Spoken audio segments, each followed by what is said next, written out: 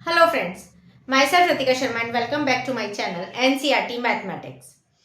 इस chapter number 4 में यानी कि क्वाड्रेटिक इक्वेशन में बोर्ड एग्जाम के लिए क्या क्या मोस्ट इंपोर्टेंट टॉपिक्स हैं, क्वेश्चन का पैटर्न किस तरीके से आ सकता है, या मोस्ट एक्सपेक्टेड क्वेश्चन कौन से होंगे, या मोस्ट रिपीटेड पैटर्न या मेथड्स क्या होंगे, हम इस वीडियो में कवर अप करने वाले हैं। तो आ जाओ, let's not waste the time, start करते हैं।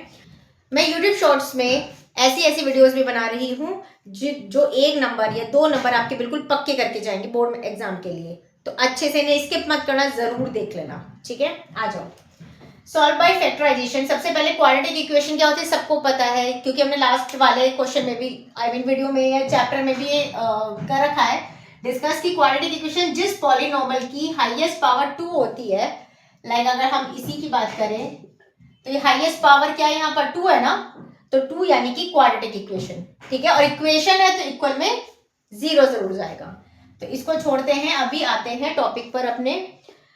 आपके पास क्या है ये क्वेश्चन, देखो इसका फैक्टराइजेशन करना है, इंपॉर्टेंट है। आपके पास 2 नंबर में ही रखा हुआ मिल सकता है पूरा कि x square minus this one है और इसका फैक्टराइजेशन करना है आपको। कैसे करेंगे, एक्स स्क्वायर। अब एक बात ध्यान रखना है आपको, यहाँ का सबसे लास्ट वाला वो देखना है आपको कि साइन क्या है। प्लस को हम लिख सकते हैं सम, अगर यह माइनस होता तो मैं लिखती सब्ट्रैक्ट या डिफरेंस व्हाटएवर। मिडिल डिजिट जो है वो आएगी यहाँ पर, करेक्ट। उसके नीचे हमेशा मल्टीप्लाई आएगा, इक्वल। यहाँ पर कुछ भी नहीं है तो 1, अदरवाइज यहाँ पर अगर कोई डिजिट मिलती है तो 2, 3, 4 and so on anything else, उन दोनों की मल्टीप्लाई करनी है, यानी कि 1 की इस 6 में मल्टीप्लाई करनी है। मल्टीप्लाई यानी 6 1 जा 6 होता है, यानी कि ऐसी 2 डिजिट बताओ या ऐसे 2 फैक्टर बताओ जिनका सम करने पर 5 आ जाए और मल्टीप्लाई करने पर 6 आए। तो 3 2 जा 6, सिंपल है। तो एक्स स्क्वायर माइनस का यहाँ माइनस ही रहेगा, 3 प्लस 2, क्यों प्लस क्यों, क्योंकि यहाँ पर सम लिखा है मैंने। x यहाँ पर as it is plus 6 equal 0। X square minus 3x हो जाएगा, और क्योंकि बाहर माइनस है तो ये वाला साइन चेंज होकर माइनस बनाएगा, 2x प्लस 6 इक्वल 0। सो x कॉमन ले लिया इतने में से, तो x माइनस 3 बचा, यहाँ माइनस कॉमन लिया, तो माइनस कॉमन लेने के बाद क्या बचेगा, यहाँ पर 2 और साथ में कॉमन ले लो, तो यहाँ बचेगा 2 बाहर आ गया, x बचा। क्योंकि यहाँ बाहर माइनस कॉमन लिया तो अंदर का साइन चेंज हो जाएगा और 2 3 जा 6 होता है। क्वेश्चन करते करते आपको ये दोनों ब्रैकेट अगर सेम मिल जाते हैं तो आप समझ जाना आपका क्वेश्चन बिल्कुल ठीक जा रहा है। अगर इन दोनों ब्रैकेट में कोई भी साइन डिफरेंट हो या डिजिट डिफरेंट हो, समझ लेना कहीं पर कुछ कांड हो गया है। So check out again.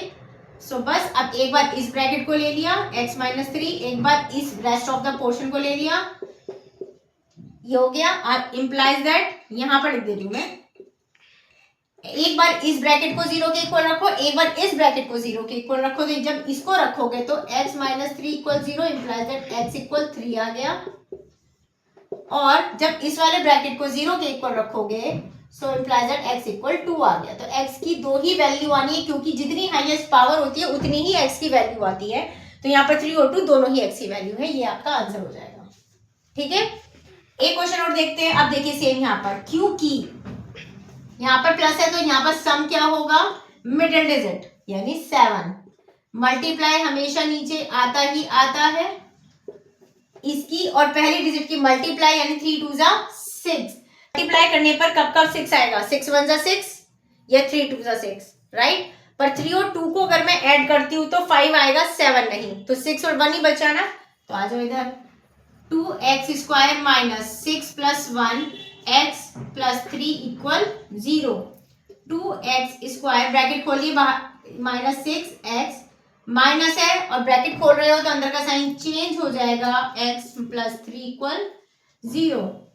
2x common ले लिया तो यहाँ बचेगा सिर्फ x माइनस 2 3 जा 6 हो गया, माइनस फिर से क्योंकि 1 और इसमें 3 में कोई भी कॉमन पोर्शन नहीं है तो मैंने 1 को कॉमन लिया।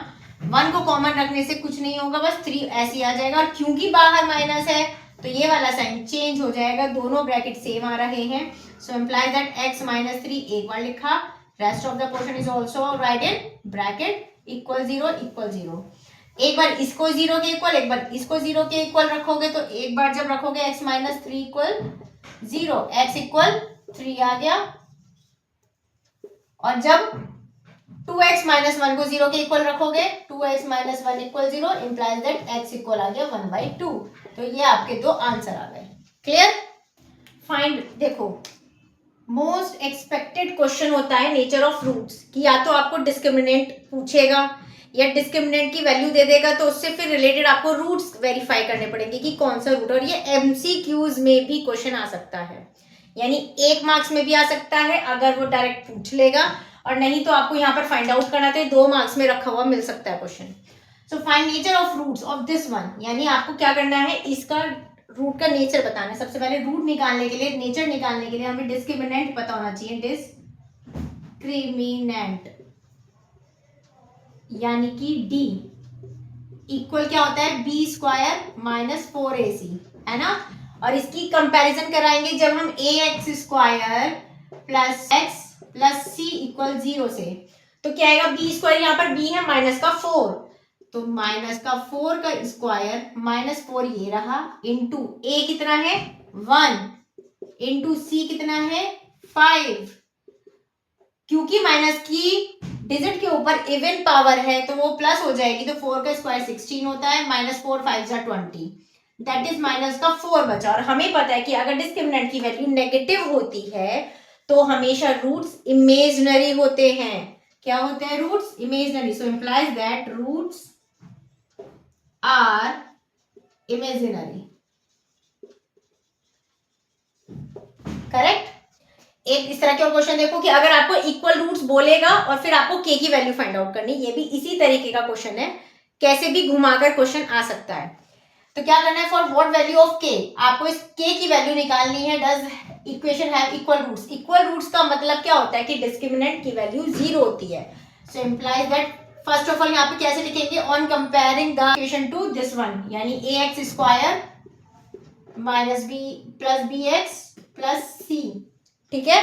सो implies that for equal roots d equal 0 होता है, यानी यहाँ पे d डिस्क्रिमिनेंट। सो d की वैल्यू क्या होती है, b square minus 4ac equal 0 होता है। इसको उधर लेके जाओगे तो ये इक्वल के इधर जाके प्लस का हो जाएगा। तो b स्क्वायर क्या है, यहाँ पर b की वैल्यू है माइनस का 4 का स्क्वायर, 4 इंटू a की वैल्यू है k, c की वैल्यू है 1, माइनस के ऊपर इवन पावर है, प्लस हो जानी है, 4 का स्क्वायर 16 होता है, 4 के यहाँ है ही, यहाँ मल्टीप्लाई में इधर आके डिवाइड हो जाएगा, तो 16/4 यानी 4 4 जा 16, तो k की इक्वल वैल्यू 4 आ गई। Okay, the product of two consecutive, consecutive है तो सबसे पहले कॉन्जिक्यूटिव नंबर मान लो, लेट टू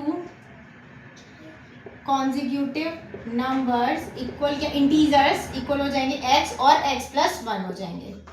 प्रोडक्ट बोला है, कर दो इनकी प्रोडक्ट, 306 आना चाहिए। सो इम्प्लाइज अब इनके अंदर प्रोडक्ट करो, एक्स स्क्वायर प्लस एक्स की जब 1 में करो तो x, इसको इधर लेके आओ, 306 इक्वल 0। अब क्योंकि आपका सबसे लास्ट का साइन क्या है, माइनस, यानी कि डिफरेंस, मिडिल डिजिट है यहाँ पर 1, मल्टीप्लाई जब इसकी करेंगे तो 306 आएगा, यानी कि मल्टीप्लाई इक्वल आ जाएगा 306, ठीक है। तो 306 का प्राइम फैक्टराइजेशन करोगे तो 2 1 जा 2 बचा 1, 2 5 जा 10, 2 3 जा 6, ठीक है। डिविजिबिलिटी टेस्ट लगाओ, 3 5 और 3 1, 5 और 3 8 और 1 9, यानी 3 से जाएगा, 3 5 जा 15, 3 1 जा 3, फिर से 3 से जाएगा, 3 1 जा 3, 3 7 जा 21, फिर 70 से जाएगा 1 टाइम। तो अब ऐसे 2 डिजिट या 2 फैक्टर ऐसे लेके आएंगे जिसका डिफरेंस 1 आएगा, यानी जिनको दोनों को अगर मैं माइनस कर दूं तो 1 निकल के आना चाहिए। तो 17 3 जा तो नहीं चलेगा, 2 3 जा 6, 6 3 जा 18, माइनस का 17, x square plus 18 minus 17, x minus 306 equal 0, x square plus 18x minus 17x, क्योंकि बाहर प्लस था तो इस माइनस पे कोई इफेक्ट नहीं पड़ा, माइनस का 306 इक्वल 0, सो x कॉमन लिया, यहाँ बचा x प्लस 18, माइनस कॉमन लिया 17, और जब यहाँ से लोगे तो x बाहर और ये माइनस है बाहर तो ये प्लस बन जाएगा। 17 से इसे डिवाइड करो, 17 वन 17, बचा 13 और 13 6, 17 8 होते हैं ये, ठीक है। सो इम्प्लाई दैट x प्लस 18 हो गया एक, दोनों ब्रैकेट सेम है तो क्वेश्चन सही है हमारा। x माइनस 17 हो गया दूसरा ब्रैकेट, एक बार इसे 0 के इक्वल, एक बार इसे 0 के इक्वल, जब इसे रखोगे तो x इक्वल माइनस 18 आएगा और इसे रखोगे तो x इक्वल 17 आएगा प्लस का। उसने बोला है पॉजिटिव चाहिए, तो पॉजिटिव इन दोनों में कौन है, ये वाला ना, तो ये वाला क्रॉस हो जाएगा, ये वाला लेंगे। तो पहला कॉन्जिक्यूटिव नंबर यहाँ पे लिखोगे आप, यहाँ मेंशन जरूर करके आना है लास्ट में। सो कॉन्जिक्यूटिव इंटीजर इक्वल हो जाएगा, एक तो 17 और एक 17 प्लस 1 यानी कि 18 हो जाएगा, ठीक है। रूट्स रिलेटेड प्रॉब्लम्स भी आ जाती हैं। फाइंड क्वाड्रेटिक इक्वेशन, रूट्स दे रखे हैं और आपको क्वाड्रेटिक इक्वेशन बनानी है। रूट्स क्या होते हैं आपके, अब जो वो क्या कहते हैं उसको, फार्मूला, फार्मूला क्या होती है, जनरल इक्वेशन क्या होती है, जनरल इक्वेशन क्या होती है, x square minus alpha plus beta into x plus alpha beta, ये माइनस बहुत जरूरी है यहाँ, ठीक है। तो दो रूट्स क्या हैं आपके, implies that alpha plus beta क्या होगा, रूट्स है हमारे पास 2 माइनस 3, 2 प्लस माइनस का 3 प्लस माइनस माइनस हो जाएगा यानी माइनस का 1 बचा, और एक अल्फा बीटा प्रोडक्ट हो जाएगी तो 2 इंटू माइनस का 3 माइनस का 6 आ गया। अब जब आप वैल्यू पुट करोगे इक्वेशन नंबर 1 में यानी इसमें, सो इक्वेशन 1 implies that, यहाँ लिख देंगे quadratic equation is, quadratic equation is x square minus alpha plus beta की वैल्यू है माइनस का 1 into x plus alpha beta की वैल्यू है माइनस का 6 equal 0। So implies that x square minus minus plus 1 को लिखते नहीं है जनरली, प्लस माइनस माइनस 6, ये आपका आंसर आ जाएगा, ओके। एरिया और स्पीड बेस्ड क्वेश्चन भी आ जाते हैं, जैसे area of rectangle is this one, length दे रखी है, नहीं दे नहीं रखी है, length is 4 metre more than breadth, find dimension. Dimensions का मतलब है कि आपको लेंथ और ब्रेथ फाइंड आउट करनी है। तो सबसे पहले let breadth of rectangle equal x मान लिया, ठीक है। सो implies that length of rectangle कितनी होगी, 4 मीटर मोर, मोर के लिए प्लस लगाते हैं तो x प्लस 4, लेस होता तो माइनस लगाते हैं x minus 4। So implies that area of rectangle equal होता है लेंथ इंटू ब्रेथ। एरिया हमें 60 दिया हुआ है, लेंथ हमारे पास है x प्लस 4 इंटू एक्स, ठीक है। सो x की इसमें मल्टीप्लाई कर दो, एक्स स्क्वायर प्लस 4x और ये इसको उधर ले जाओ माइनस का 60। इम्प्लाइज दैट आपको फिर से डिफरेंस करना है, डिफरेंस होना चाहिए मिडिल डिजिट यानी कि 4। ऐसे दो फैक्टर बताओ जिनको अगर मैं सब्ट्रैक्ट करूं तो 4 आ जाए और मल्टीप्लिकेशन करूं तो 60 आए, तो ये हो जाएगा आपका 2 3 6 0, 2 15 3 15 और 5 से ये गया 1। चाहिए मुझे डिफरेंस जिसका 4 आ जाए, है ना। तो डिफरेंस कैसे लेके आएंगे, 5 3 15 माइनस 2 2 4, 15 में से 4 तो माइनस करने पे 4 नहीं आ रहा, ये वाला कैंसिल हो गया। और देखो 5 2 10, 3 2 6, 10 में से 6 गया 4 आ गया 4, तो ये आ जाएगा आपका यहाँ पर x square plus 10 minus 6 x minus 60 equal 0, x square plus 10x minus 6x minus 60 equal 0, x common ले लो, जब लेंगे तो x प्लस 10 हुआ, माइनस 6 कॉमन ले लो, x ये माइनस है ये वाला प्लस हो जाएगा 10 हो जाएगा, यानी कि x की वैल्यू क्या आ जाएगी हमारी, x की वैल्यू यहाँ पर जब इसको रखोगे तो माइनस का 10 आएगा ना, इक्वल के उधर जाएगा तो माइनस वाला तो हमें चाहिए ही नहीं क्योंकि लेंथ माइनस में होती नहीं, इसमें आ जाइए। जब x माइनस 6 को रखोगे तो 6 आ जाएगा यहाँ पर और आपकी ये हो जाएगी लेंथ और ब्रेथ हो जाएंगी, ब्रेथ आपकी हो गई ये और ये हो गई लेंथ 6 प्लस 4 यानी कि 10, ठीक है। तो इस तरह के क्वेश्चंस अक्सर आपको वहां पर रखे हुए मिल जाते हैं। एक चीज और ध्यान रखनी है, क्या एक क्वाड्रेटिक फॉर्मूला और होता है, क्वाड्रेटिक फार्मूला क्या होता है, x इक्वल माइनस का b plus minus under root b square minus 4ac upon 2। ठीक है, तो ये पता है हमें a और b c क्या है, या वैल्यूज निकाल लोगे अपने आप, फाइंड आउट कर सकते हो इतना इक्वेशन में, और इसमें बस इसमें वैल्यू पुट करनी है। तो अक्सर वो क्या कह देते हैं कि फैक्टराइज, तो आपको फैक्टर करनी ही है। अदरवाइज वो ये क्या बोल सकता है कि फैक्टराइज यूजिंग क्वाड्रेटिक फॉर्मूला, तब आपको इसका यूज करना है, तब आपको सॉल्यूशन देना है। ठीक है, सो बात है टिप्स पर। हमेशा की तरह वीडियो के लास्ट में आपको टिप्स बताई जाती हैं चैप्टर से रिलेटेड। तो ध्यान क्या रखना है आपको ये ध्यान रखना है कि सबसे पहला क्या आता है कि जो फैक्टराइजेशन है और प्लस फैक्टराइजेशन अभी हमने पूरा किया है सिनेरियो, उसमें फार्मूला दोनों लर्न होना चाहिए। अगर वो क्वेश्चन अभी मैंने जस्ट आपको बताया, अभी क्वाड्रेटिक फार्मूला का बताया था, तो वो फार्मूला वो उसमें रखकर वैल्यू पुट करोगे, अदरवाइज वो फैक्टराइजेशन कहते हैं तो नॉर्मल कर दोगे। डिस्क्रिमिनेंट के 3 केसेस होते हैं, ये आपको अच्छे से पता है। पहला, 2 डिस्टिंक्ट रियल रूट्स है, अगर रियल रूट्स कहते हैं और डिस्टिंक्ट कहते हैं तो हमेशा वो ग्रेटर होगा। ठीक है, दैट मीन्स ये पॉजिटिव आएगा, यहाँ पर फिर ये पॉजिटिव आ जाता है। ठीक है, 2 अगर रियल इक्वल रूट्स है तो वो हमेशा इक्वल होगा, हमने इस पर डिपेंड क्वेश्चन किया है। अगर real roots no real roots है तो वो हमेशा 0 ग्रेटर देन होगा, दैट मीन्स नेगेटिव आएगा, और नेगेटिव आते ही समझ जाना इमेजिनरी होंगे।